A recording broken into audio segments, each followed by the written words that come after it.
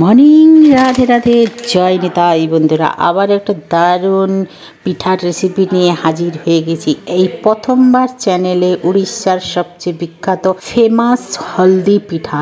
দেখো, গার্ডেনে আমাদের প্রচুর হলদি হয়েছে। হলদি পাতাগুলো তুলে পরিষ্কার করে ধুয়ে নিয়েছি। দিয়ে এই যে নারকেলের পুর দিয়ে, এটা চাল দিয়েই হয়, চালের গুঁড়ো দিয়ে, চাল বাটা দিয়ে হয়। আমি আজকের বানাবো সম্পূর্ণ সুজি দিয়ে। চালের পাউডার না হলে কি পিঠা বানানো যায় না? তাই আজকের আমি তোমাদের সুজি দিয়ে দেব। আর এই পিঠাটা আমার মায়ের হাতের, নানিমার হাতের পিঠা। এটা এর সাথে কিন্তু খুব দারুণ দারুণ পিঠা হয়। তাহলে চলো আজকে নানিমায়ের হাতের পিঠাটা বানানো শুরু করি। নারকেলের পুরটা গরম করতে বসিয়ে দিয়েছি, বানিয়ে আমি রেখে দিয়ে একটু শুধু আমুল দুধ দিয়ে এটাকে ভালো করে গুঁড়িয়ে নেব। এখানে তোমরা ড্রাই ফ্রুট দিতে পারো। আজকের আমি শুধু আমুল দুধ দিয়ে নারকেলের পুরটা গুড় দিয়ে আর মিষ্টি দিয়ে এটাকে আমি বানিয়ে নিচ্ছি। বানানোর পরে তারপরে তোমাদের সাথে ফিরে আসছি। নারকেলের পুরটা তুলে নিয়ে ওই কড়াতে একটু ঘি দিয়ে দিলাম। ঘি দিয়ে সুজি দেব, বেশি করে ঘি দিয়েছি। তারপরে আমি পরিমাণ মতন সুজি দিয়ে দিচ্ছি। যতটা সুজি লাগবে তোমরা পিঠেটা বানাবে ততটাই সুজি দেবে। এখানে দেওয়ার পরে আমি একটু নাড়াচাড়া করে নেব। একদম লাল করব না, সাদাই থাকবে, একটু হালকা যা সুজিটাকে ঘিয়ের সাথে একটু নাড়াচাড়া করে নেব। বেশি লাল করলে কিন্তু পিঠেটা একদম ভালো লাগবে না। জাস্ট হালকা একটু সুজিটাকে আমি একটু গরম করে নিয়ে এখানে জল ঢেলে দেব। জল ঢেলে কিন্তু অনবরত এটাকে গুলাতে হবে।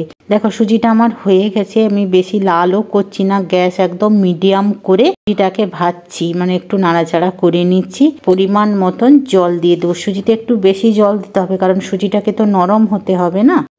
এই যে এখানে আমি জল দিয়ে দিচ্ছি। জলটা দিয়েই কিন্তু অনবরত নাড়তে হবে, নাহলে সুজি দলা পেকে যাবে। আর যত নাড়বে সুজিটা তত মানে সফটও হবে আর মাখানো সুন্দর হয়ে যাবে। একটু জল বেশি করে দিতে হবে যাতে সুজিটা নরম হয়। এবার সুন্দর করে আমি এটাকে নাড়তে থাকবো অনবরত, যাতে সুজিটা দলা না পাকিয়ে যায়। দলা পেকে গেলে একদম ভালো হবে না।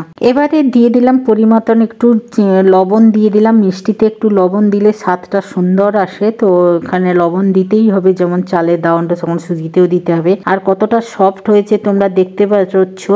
একদম গ্যাস বাড়ানো যাবে না, তাহলে তাড়াতাড়ি জল শুকিয়ে যাবে, কিন্তু ভালো হবে না। তখন সুজিটার একটা চিটচিট ভাব আসবে না। মিডিয়াম গ্যাস করে অনবরত এই খুন্তি দিয়ে নাড়াচাড়া করতে হবে। তোমরা চালের গুঁড়ো দিয়েও করতে পারো। আমি যেহেতু সুজি দিয়ে তোমাদের দেখাচ্ছি তাই সুজি দিয়ে করছি। সুজি দিয়ে খুব সুন্দর হয় এই পিঠাটা। আমার নানিমা আতপ চালের গুঁড়ো দিয়ে করতো। উনুনে রেখে, মানে গদগদে যে আগুন হতো রান্নার পরে, তার উপরে হলদি পিঠাতে, মানে হলদি পাতাতে দিয়ে করতো। আমি আজকের এটাকে ভাপাবো। ভাপালেও খুব ভালো লাগে। আর দেখো, অনেকটা কথা বলতে বলতে তোমরা দেখতে পাচ্ছ সুজির জলটাও শুকিয়ে আসতেছে এবং অনেকটা গাঢ় পরিমাণে সুজি হয়ে গেছে। এবারে কিন্তু কন্টিনিউ আমাকে সুজিটাকে নাড়াতে হবে, না হলে নিচে কিন্তু লেগে যাবে। লেগে গেলে একদম পুড়ে গেলে শক্তটা একদম বিচ্ছিরি লাগবে পিঠাটা। জন্য ভালোভাবে, যেমন চালের গুঁড়োতে খই কাড়া হয় তেমন সুজিতেও নাড়তে হবে। এতে চিনি দেওয়া নেই, এইটা একটা ভালো, যে চিনি না দিলে কিন্তু ফাটে কম। এবার সুজিটা অনবরত নাড়তেই হবে। যেহেতু ঘি দেওয়া আছে ততটা আমার লাগবে না, আর ননস্টিক কড়াইতে তো সুজিটা এত লাগবেও না। সাইড দিয়ে দেখো নিচ দিয়ে একদম ছেড়ে যাচ্ছে। এইভাবে অনবরত তোমাদের নাড়তে হবে। নাড়ার পরে দেখো অনেকটা সুজি শক্ত হয়ে এসে, আর বেশি শক্ত করব না, বেশি শক্ত করলে সুজি একদম হাড় হয়ে যাবে পিঠা। তখন আবার জল একটু একটু দিয়ে এটা মাখাতে হবে। এই জন্য এবার গ্যাসটাকে বন্ধ করে আমি একটা ঘি থালাতে করে তুলে নেব। তাহলে পিঠাটা মানে সফটও হবে এবং সুজিটা নরমও থাকবে বা থালাতে চিপকে যাবে না। এই দেখো অনেকটা হয়ে গেছে, আর বেশি শক্ত করব না। গ্যাসটাকে বন্ধ করে একটু ভালো করে নাড়াচাড়া করে নেব, মাখিয়ে নেব। তাহলে সুজির মণ্ডটা একদম সফট হবে এবং খুব নরম একটা দোলা হবে। আমার নানিমা যেমন পিঠা বিভিন্ন রকমের বানাতে পারতো, তেমন আমার মামিমাও হয়েছে, খুব সুন্দর পিঠা বানায়। তো আমাদের এমন কপাল দুর্ভাগ্য, নানিমাও নেই আর আমাদের মামিমাও নেই। আমরা তো বেশি মামার বাড়ি যেতে পারতাম না, এত দূর থেকে, ওয়েস্ট বেঙ্গল থেকে উড়িষ্যা কি করে এত যাব। আমরা অনেক দিন অন্তর অন্তর যেতাম। তো গেলে তখন খুব অনেক কিছু বানিয়ে খাওয়াতো। এই দেখো থালাটা নিয়েছি, থালাতে আমি একটু ঘি বেশি করে দিয়ে সমস্ত মণ্ডগুলো, এই সুজির মণ্ডগুলো তুলে নেব। দিয়ে ভালো করে আমি একটু জলটা হাত করে এটাকে একটু দোলে নেব। একটু ঠান্ডা হলে দলবে, নাহলে গরম আছে না, আবার হাতটা লাল হয়ে যাবে, ছ্যাঁকা পড়ে গেলে পিঠা বানানোর আনন্দটাই নষ্ট হয়ে যাবে। আর পুর বানিয়ে যদি ফ্রিজের মধ্যে রেখে দিতে পারো না, নারকেলের পুর, তারপরে কিন্তু যখন তখন পিঠে বানাতে খুবই ভালো লাগে। এই দেখো খন্তির সাহায্যে আমি সুজিটাকে একটু মেলিয়ে দিচ্ছি যাতে গরম ধোঁয়াটা বেরিয়ে যায়, তারপরে হাত দিয়ে দলে দেব। এইবার দেখো হালকা ঠান্ডা হয়ে আসছে, হাতটাকে একটু ভিজা করে দলে দিলাম। আর নারকেলের পুরটা বাটিতে তুলে নিয়েছি, দিয়ে সুন্দর করে সুজিটাকে একটু মাসাজ করে দিচ্ছি। যত দোলা দিবে না সুজিটা তত বা মণ্ডটা তত সফট হবে, আর পিঠাটা খেতেও সেটা খেতে যেমন স্বাদ ছিল তেমন কিন্তু দারুণ। আর আমার নানিমার এত গুণ ছিল তার হিসাব করা যায় না। পড়াশোনা ছিল না, কিন্তু রান্না বান্না, ঘর সংসার, মানুষ করা সব ছিল। তখনকার যুগের তো আর এত পড়াশোনা বেশি থাকে না। এখনকার মানুষের পড়াশোনা বেশি আছে কিন্তু কাজকর্মে অষ্টরম্ভা। যেমন আমরা কিছুই পারি না, তবু আমার দিদি পিঠা করতে পারে, ঘরের কাজকর্ম করতে পারে, আমি অকরকুশ পাণ্ডব। এই যে আমি পাতাটা নিয়ে নিয়েছি, জল দিয়ে ধুয়ে তারপরে আমি মণ্ডগুলো একটু একটু করে এতে মেলিয়ে দেব।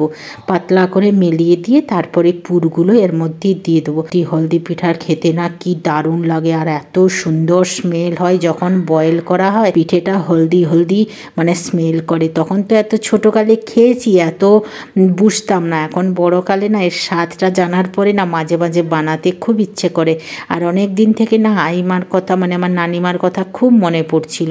তো বললাম চলো নানিমার স্মৃতি যখন একটু আছে তাহলে একটু পিঠে বানিয়ে সবার সাথে শেয়ার করে দিই এবং বাচ্চাদের বরকে খাওয়াই, তাহলে তারাও একটা নতুনত্ব পিঠা পাবে। এই দেখো নারকেলের পুরটা অল্প করে মাঝখানে দিয়ে এই দুটো পাতাকে আমি ভাঁজ করে দিলাম দুটো হাত দিয়ে, আর দিয়ে সাইড থেকে সুজিগুলোকে একটু টিপে দিলাম। তাহলে পুরটা ঢাকা পড়ে গেল আর একদম দেখো কভার হয়ে গেল, কত সুন্দর হয়ে গেল দেখো।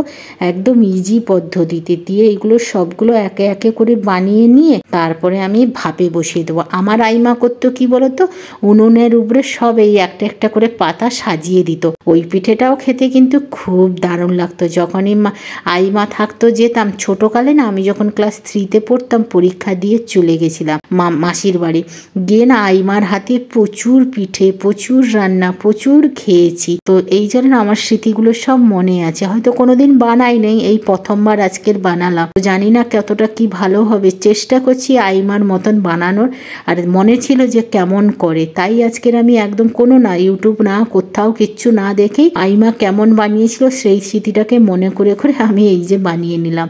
একের পর এক সুন্দর করে আমি ভালোবাসার হাত দিয়ে বানিয়ে নিচ্ছি। ফ্যামিলির জন্য বানাতে না খুব ভালো লাগে। বাচ্চারাও, এটা খুব আগ্রহ যে কি হলদি পিঠা খাবো, সেটাও খাবার জন্য বলে কেমন লাগবে। আমি একবার খেয়ে দেখ তারপরে কেমন লাগে সে তো বলবি। এই যে ট্রাই করার জন্য আমি জাস্ট 4টে পাতা দিয়ে করছি। আর ওদিকে আমি ইডলি বর্তনে ঘি গ্রেস করে বসিয়ে দিয়েছি।